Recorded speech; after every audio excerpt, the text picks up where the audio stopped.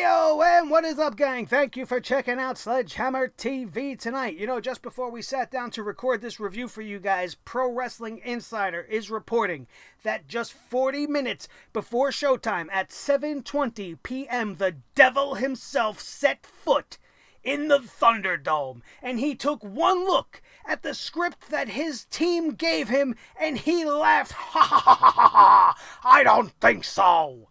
There's not enough Roman Reigns on this script. There's not enough Retribution on this script. I'm gonna give it a go. But boss, you only have 40 minutes. I can do it in less. And you know what? It shows, because this show was a piece of crap, and we are gonna go up and down it right here and right now. My name is Nick Nightmare. You are watching the Sledgehammer Wrestling Show's Monday Night Raw Review and Reaction Show. Let's do it.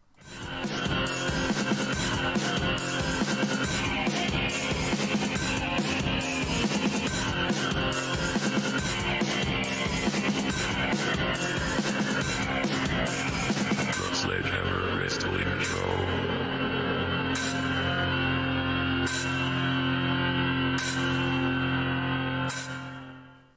On a night where absolutely nothing happened, you had one job.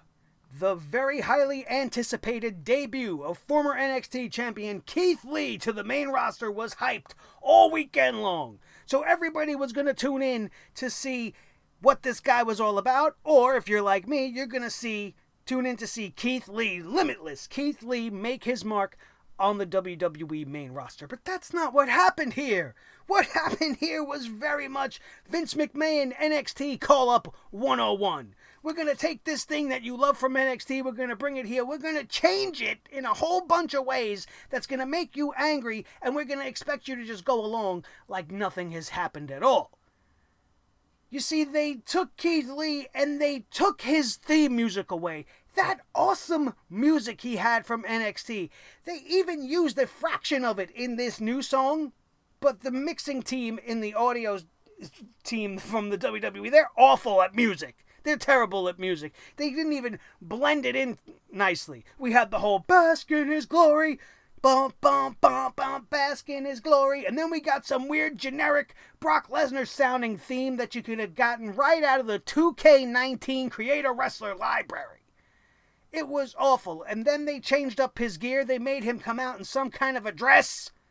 I don't know, obviously they were shorts, but it looked like some sort of, maybe like a Muay Thai boxing sumo skirt of some sort. And the cardinal sin, the worst thing they did was they had him come to Monday Night Raw to lose. Oh, I don't want to hear, oh, well, he didn't get pinned yet. He didn't get submitted. It doesn't matter how he lost. The standings say he lost. The results say he lost. And how you could do that to a guy on his first night, a guy that has championship potential, a guy that has been pretty much just taking the world by storm on NXT, deserves to be on the main roster, deserves to be put in the main event picture, and treat him like an absolute piece of crap. We are going to do something special before we get into the rest of this review. We are going to sit down and I am going to have Wrestling 101, everybody. I am going to educate you guys. Get out your pens and pencils. You might want to take notes, because I'm going to tell you how Keith Lee should have debuted. And here's the funny part. The funny part is we are going to use all the exact same elements that you've seen on tonight's Monday Night Raw, but we are going to make them cohesive, we are going to make it make sense, and we are going to make it leave you with anticipation, wanting to see more. Not giving you the feeling of, oh my God, here's another poop hammer from the WWE, because they're just tremendous failures at everything they try to do. You could wrap up a wrestler in gold and he could have everything you could possibly want, and you'll give him to Vince McMahon and he'll find a way to ruin that man. Especially if he doesn't fit in to where Vince McMahon wants him to be. So follow along with me, if you will. We are going to start off Monday Night Raw the exact same way. We are going to have Drew McIntyre come out and have his little speech. He's going to talk about how he was able to beat Randy Orton last night and at SummerSlam, and he's going to do the exact same speech. And then you're going to have Randy come out. You're going to have Randy attack Drew McIntyre. He's going to punt kick him not once, not twice, but get this, all 3 times in the same segment. This is how we are going to open Monday Night Raw. Our world champion is now being loaded into an ambulance and being sent to a local medical facility because Randy punted him 3 times. Boom, boom, boom. Then, at about the 9 or 10 o'clock hour, whichever one you prefer, you have Randy Orton come out and gloat, just like he did. Tell the world how he just took out the champ. Tell him that he wants what's his, the WWE Championship. Challenge Drew McIntyre, now in this very much lesser state since he's been punted and now has a skull fracture 3 times. He's going to challenge Drew McIntyre for the championship this Sunday at Payback. Obviously, that can't happen because he's not going to be cleared in time. So what happens? Bask in his glory, and then Keith Lee comes out. He stands up to Randy Orton. He could give a lot of the same lines that he gave. His promo tonight was fantastic. You don't have to change what he said very much, but you do have to add in this one little thing. You let Keith Lee tell the world, listen, Drew McIntyre is a very good friend of mine. I just got busy getting the information in the back, and we now know that he has a skull fracture and he's not going to be cleared in time to answer your little challenge, tough guy. But since you want a fight, since you're looking for somebody to punt, why don't you take a shot at the Limitless one, and we could do this at Payback. And I'm going to get some payback for my good buddy, Drew McIntyre. Then you have Randy Orton do the same exact thing. Randy Orton does not accept. He denies the challenge. And that's what prompts Keith Lee to attack Randy Orton. He's not going to beat him down unmercifully and leave Randy Orton unconscious or anything. He's going to throw a few shots. He's going to get Randy outside the ring somehow, doing some tremendous feat of strength.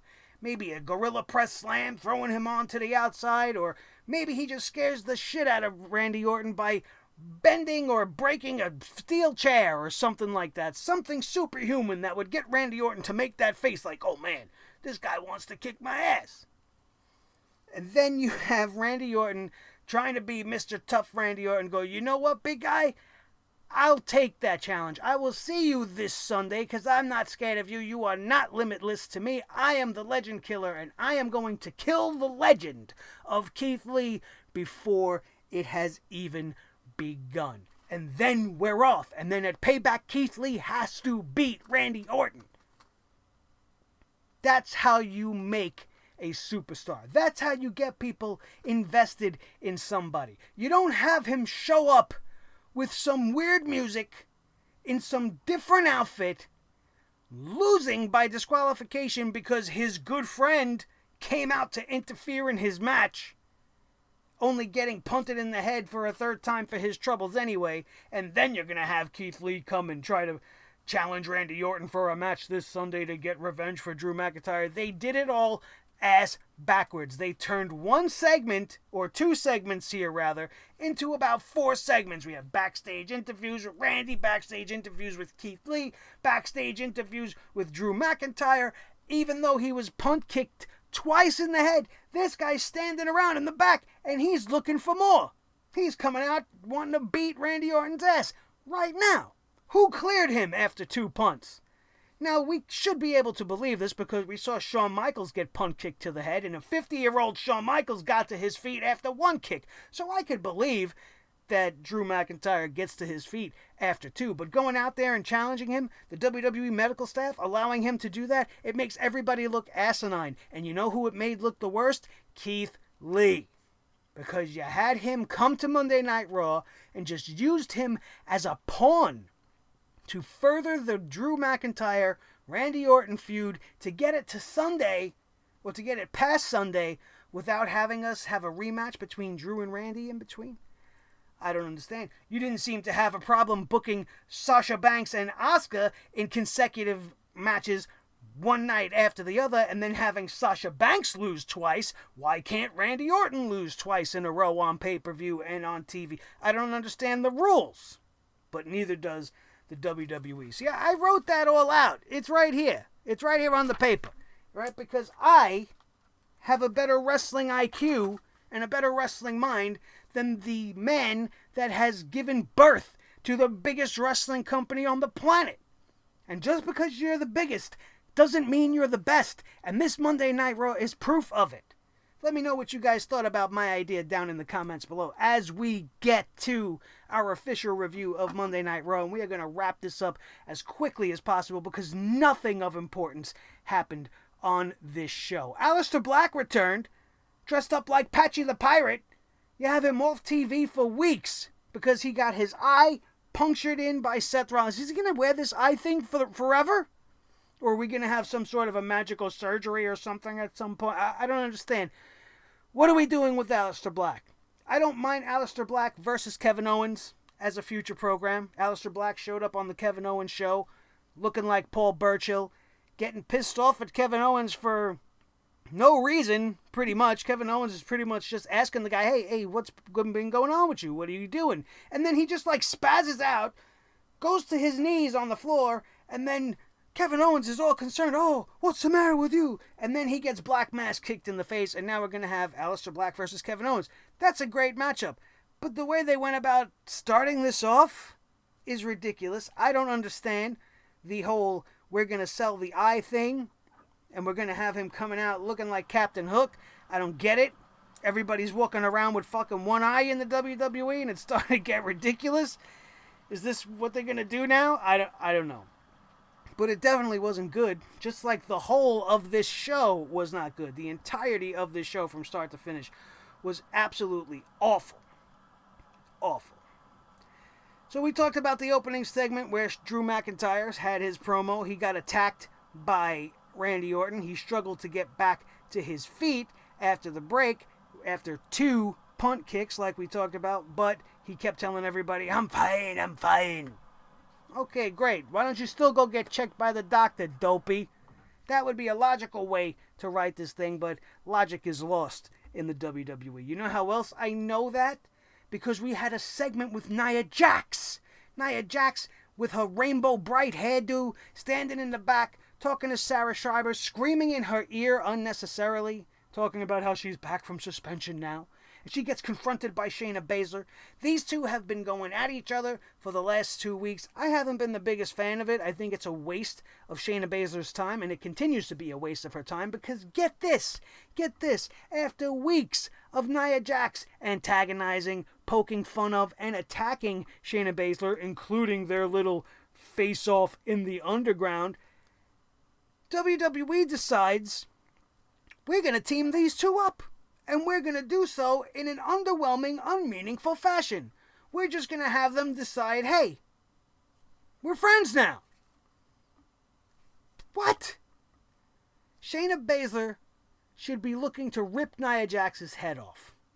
Nia Jax consequently should be thinking the same way, but instead we're getting cheesy comedy. We're getting Shayna Baszler calling Nia Jax Haystacks Calhoun. And that's okay to show on television, but it wouldn't be okay if I said it here. I'm going to have all of the white knights. Oh, Nia Jax isn't fat. Let's call a spade, and by calling her Haystacks Calhoun, you pretty much just called her a big fat lump. If you don't know who he is and what he looks like, because you're probably too young to know, go look him up and have a good laugh at what Nia Jax was called tonight. And from now on, we should just call her Nia Stacks. I like that name, Nia Stacks. It fits. And what was her genius reply to this? Oh, well, you look like an Addams Family reject. So both of these girls essentially called each other ugly, called each other a bitch, but before the end of the night, they're going to be teammates, and they're going to be going for the WWE Women's Tag Team Championships. They haven't even had a match as a team. And do you know what brought this team together? Bayley and Sasha enjoying the fact that these two girls were beating each other up too much. Nia came out to beat up Shayna Baszler during her match with Bayley tonight. Bayley and Sasha took great pleasure in this. And this was enough for Shayna to be like, hey, big girl, stop beating me up. They're enjoying this.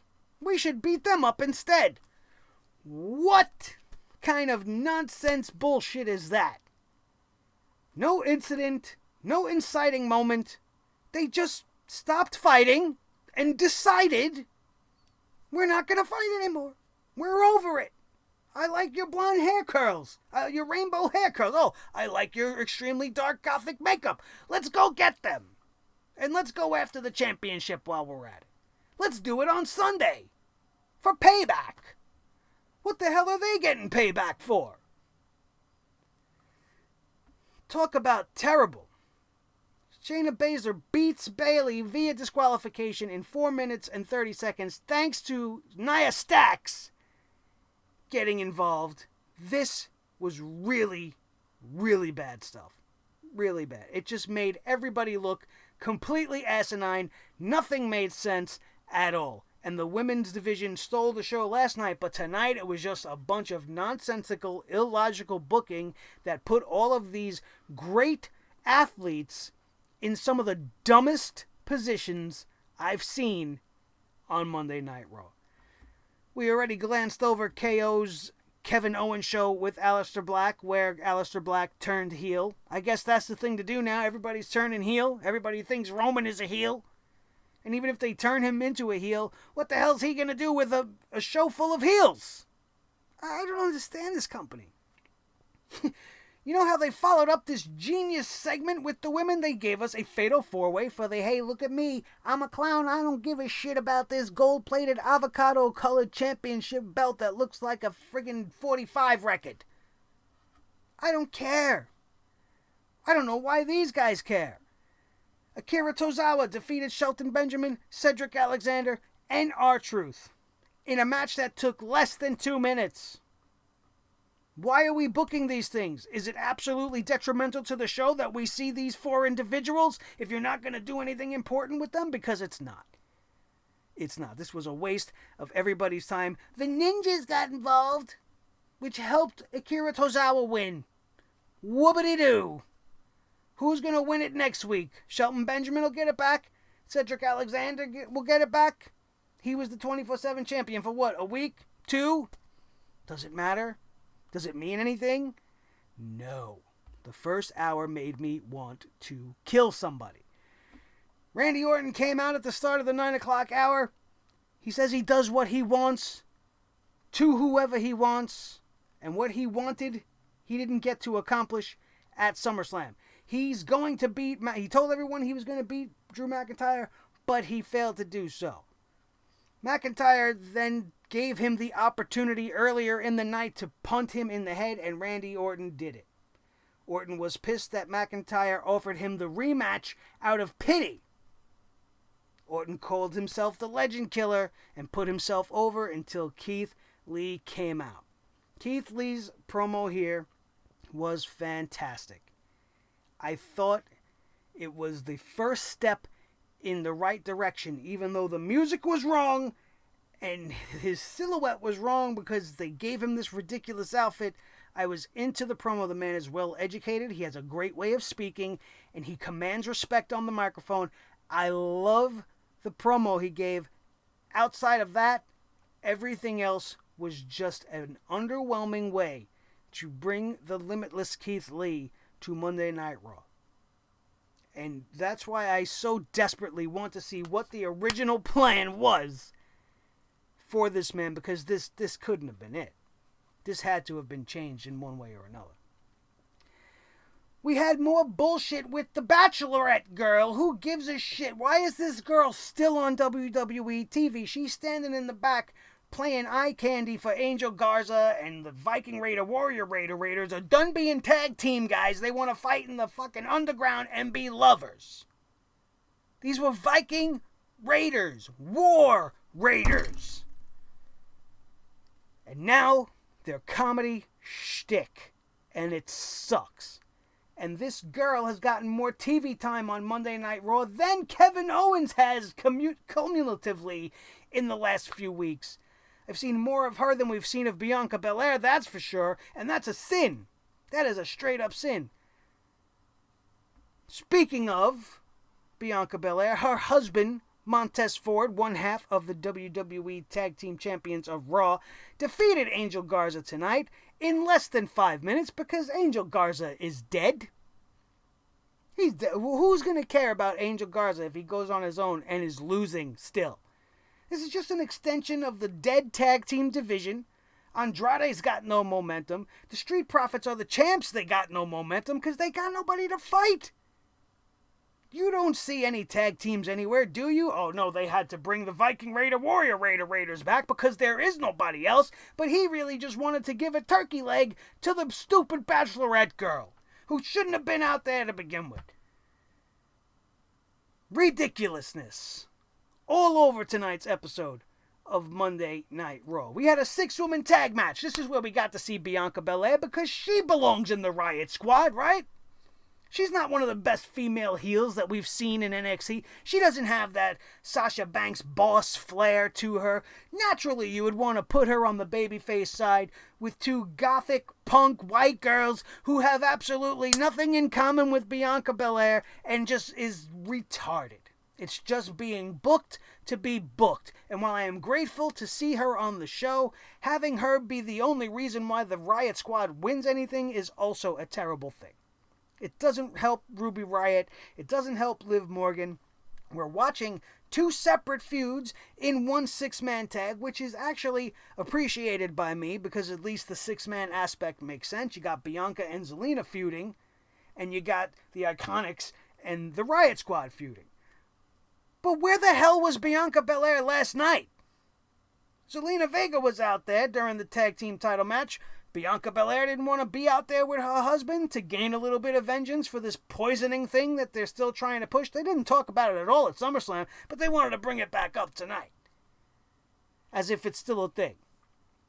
And Zelina Vega maybe is reading my tweets because she pretty much said verbatim what I said about the whole video stuff last week. Be that as it may. 4 minutes. 6-woman tag match. Bianca Belair gets the win for all the girls. Great. Cedric Alexander and Ricochet are in the back pretending to arm wrestle. Because later on in this evening, we are going to have an actual arm wrestling match between Bobby the Milk Dud Lashley and Apollo I Can't Stop Smiling Crews. Why anybody would book this, I don't know. This isn't the 80s. Nobody knows what over the top is anymore. Unless you're my age. Does anybody give a shit about arm wrestling? When has this ever gone over good? Are we really tuning in to pro wrestling to watch two guys arm wrestle? What are we, in high school? This is the type of shit we used to watch in the cafeteria during lunch. The two toughest guys in the gym. Who's going to have more strength? Let's see the arm wrestling. But here we have Apollo Crews with Bobby Lashley, who we've seen in the ring fighting already. They've both beaten each other countless times at this point. And they're going to have an arm wrestling contest. So naturally, to hype everybody up, they're going to have Cedric and Ricochet playing around in the back. And then MVP shows up. MVP still trying to recruit Cedric Alexander. Explain to me this. If you're Cedric Alexander and MVP... Sure, he has all these accolades from his past, but since he's shown back up, all he's done is been looking at the lights. The only reason he had his hands on a championship belt is because he had it made. Okay? If he can't win, if MVP can't win a match, what would make Cedric think that he's a great guide? That he would be a good mentor? He can't even get the other guys in the Hurt Locker business to get over or to have wins. All we see is Shelton Benjamin losing. He won a 24/7 title and then lost it like a clown in a couple of minutes. Bobby Lashley, when was the last time he won anything that mattered? If he can't do it for them, why would Cedric join him? And I have a feeling they're going to switch this whole thing around. He's been pushing and pushing on Cedric, and it's going to end up being Ricochet. But it's not going to help. It's not going to help no matter what. The arm wrestling contest was just a waste of everybody's time. Mark Henry was involved. For some reason, he called Cedric Alexander Cedric the Entertainer, and I think that was just a slip of the tongue that he didn't intentionally call him that to be funny. He just screwed up. I've done that on this show. I've called him Cedric the Entertainer. It's an honest mistake. But they got in position, and then Lashley backs off. He removes his jacket, gets back in position. And then Apollo Crews, the babyface, the good guy, cheats and stomps on Lashley's foot, slams his hand down, wins the arm wrestling contest, and then Lashley freaks out. Lashley's arguing with Mark Henry. He's throwing things around, and nobody gave a shit. I don't even think Bobby Lashley gave a shit. We had Charlie Caruso in the back talking to the Mysterio family, and there's just something weird going on in the eyes of Dominic Mysterio. And I wouldn't be surprised if sooner than later he's going to end up turning on his family, but then again, they're so close-knit that maybe it's something that he might not want to do. I don't know, but there just seems to be something a little off with the kid when you see him standing there. He looks like he wants to punch his dad in the face, doesn't he? Maybe that's just me. I think it would be probably the most interesting thing to happen in the WWE in a while. So I'm not against it. But I see something there. Let me know if you guys think the same thing. I wanted to jump out a window when Lana and Natalya came out for an unnecessary segment that the only thing that they had to accomplish was to talk down to Mickie James. This is a revisiting of Lay Cool, but now in 2020 and with two far less talented females than we had before. This was god-awful. These two broads want to come out, they want to call themselves the Boats. Well, these boats need to sink and stay at the bottom of the ocean. This was completely unnecessary. They were going to induct Mickie James into the Hall of Fame. And then they said, let's get some highlights of Mickie James' career. Oh, wait, there's nothing. Tee-hee! And then Mickie James comes out to get some measure of revenge.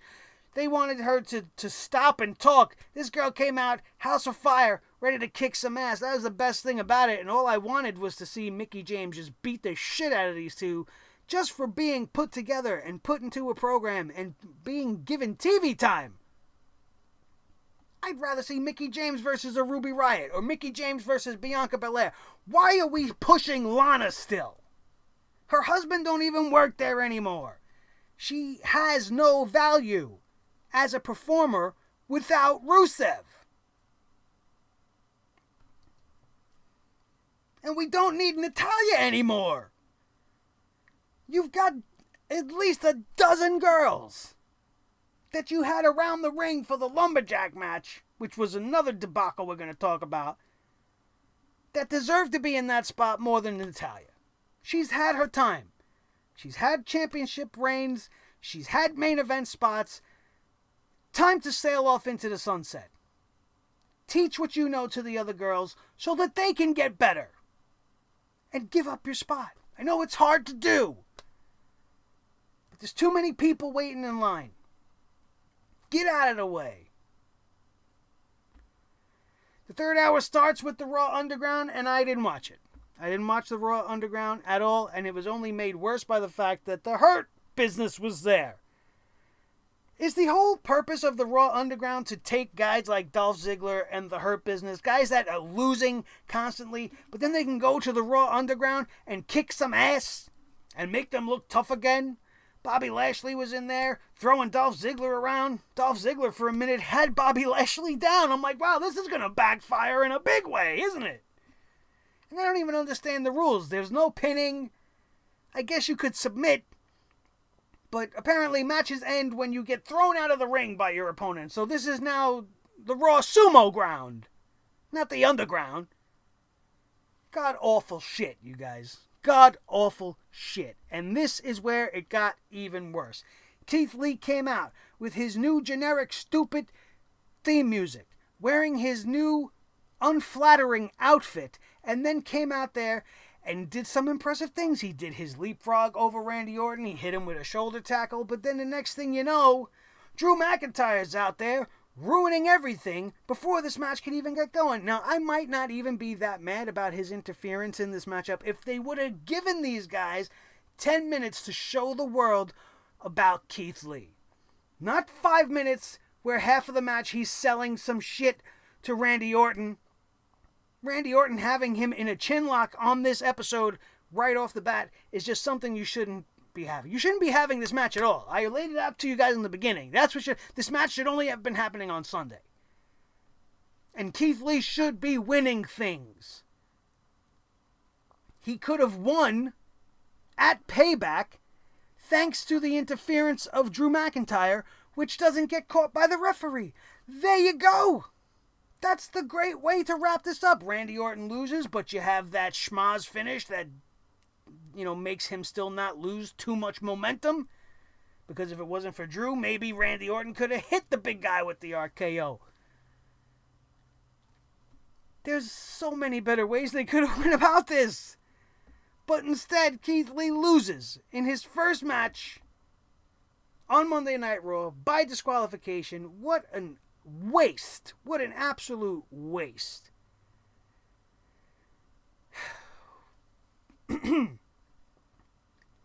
This was when Randy Orton hit Drew McIntyre in the backstage area once again. He was doing an interview with Charlie Caruso. He was talking about his friend Keith Lee and how he was sorry that he had to interfere in his match. Next thing you know, Randy Orton's on him like white on rice, kicks him in the head for the third time, which leads us to be worried about Drew. He's going back to the trainer's room. Typical Monday Night Raw retardedness. Lumberjack match went barely 10 minutes. Wasn't even about the Asuka or the WWE Championship. It was all about the girls on the outside. Bayley's getting involved. Sasha Banks was thrown out of ringside right in front of Shayna Baszler, who was so mad at Sasha Banks that she's going to team up with Nia Jax on Sunday, but just stood there and stared at her. Just stared daggers in her. She didn't beat her up. She didn't get a shot in. She didn't throw her back in the ring to Asuka. She just stood there. And then we went to commercial. So we missed half of this matchup, as it were, even though it was only about 8 minutes long. This was awful. Absolutely awful. Asuka taps out Sasha Banks for the second night in a row. This time more clean than last night. And I'm struggling to find the reasons why. Do they really dislike Sasha Banks that much? Does Vince really hate Sasha Banks?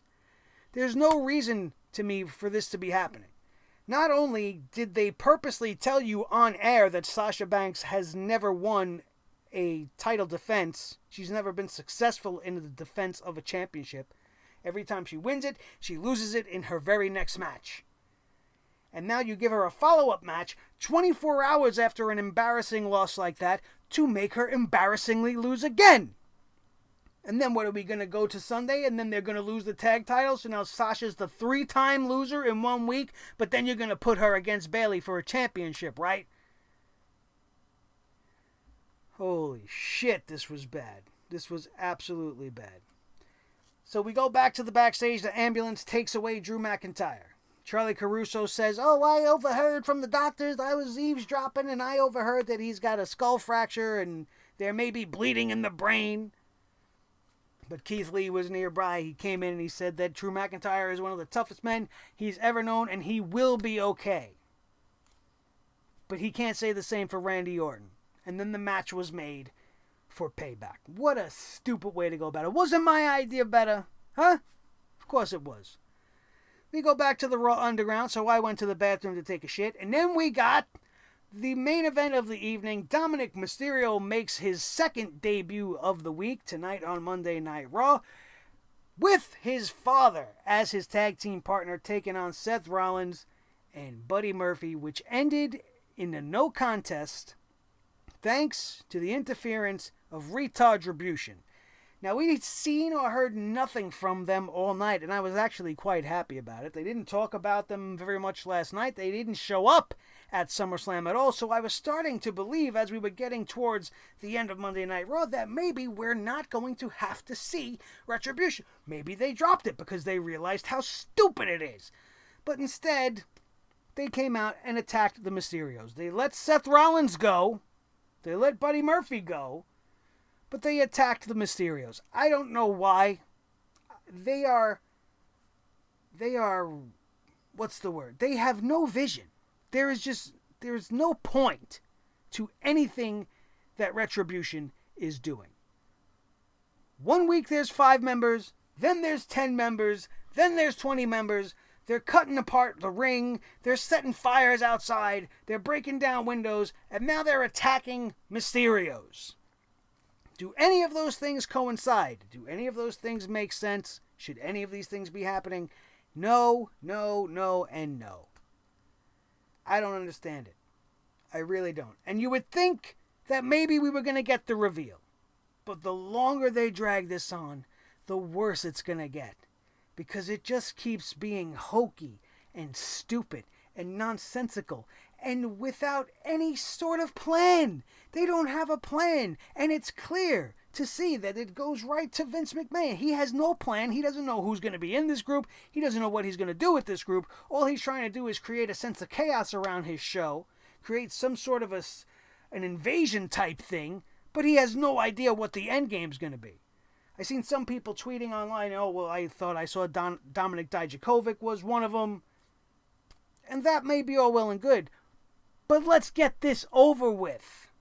Let's get it over with already, because it's just some of the dumbest shit, the most incoherent, completely ass-backwards bullshit you will ever see.